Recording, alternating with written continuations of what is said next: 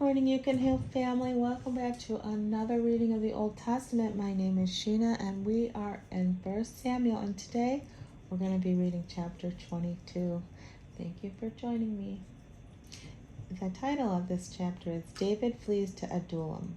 So David left Gath and escaped to the cave of Adullam. Soon his brothers and other relatives joined him there. Then others began coming, men who were in trouble or in debt or who were just discontented, until David was the leader of about 400 men. Oh God, so all these other people now are on the run with David.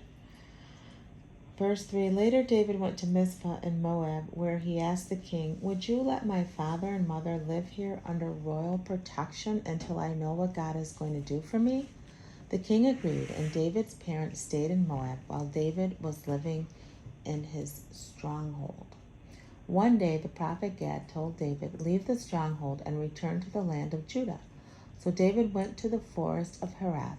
The news of his arrival in Judah soon reached Saul. At the time, the king was sitting beneath a tamarisk tree on the hill at Gibeah, holding a spear and surrounded by his officers. Saul slays the priest of God. Listen here, you men of Benjamin, Saul shouted when he heard the news.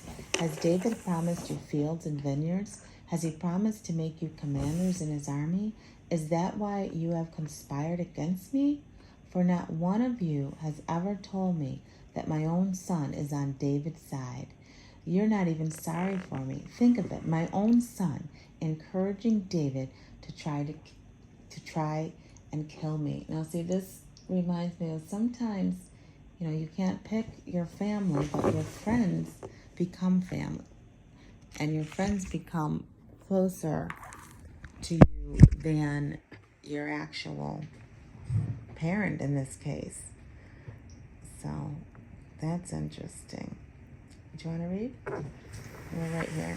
Dolly's with me this morning. Right where? Verse 9. Okay. Then Doeg, Edomite. Okay.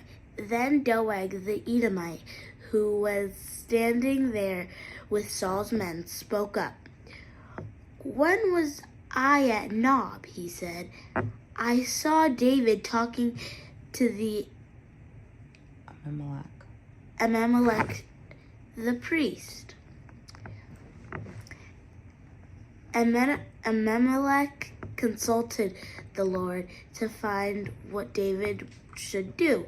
Then he gave David food and the sword of Goliath the Philistine. King Saul immediately sent for King Saul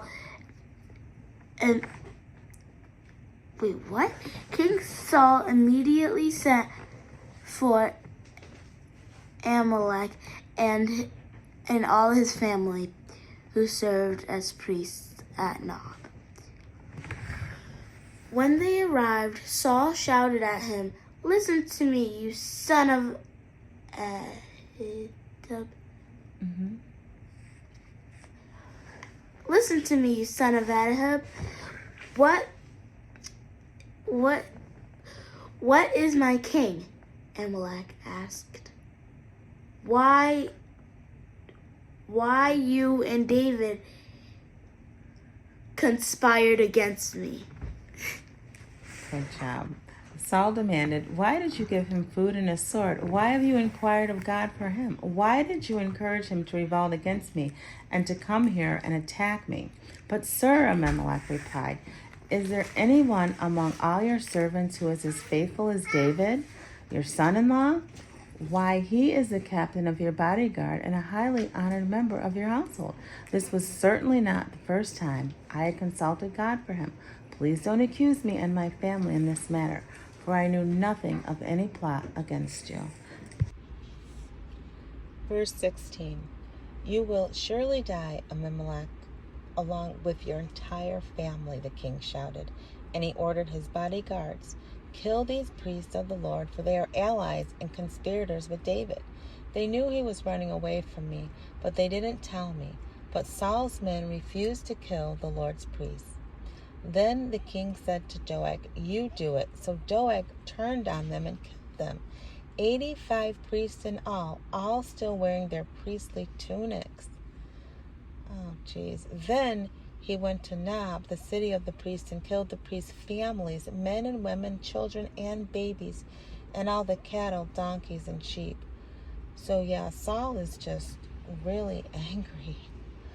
Only Abiathar, one of the sons of Amalek, escaped and fled to David.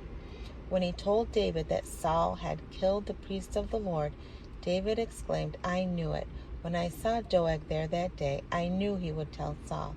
Now I have caused the death of all your father's family. Stay here with me, and I will protect you with my own life, for the same person wants to kill us both."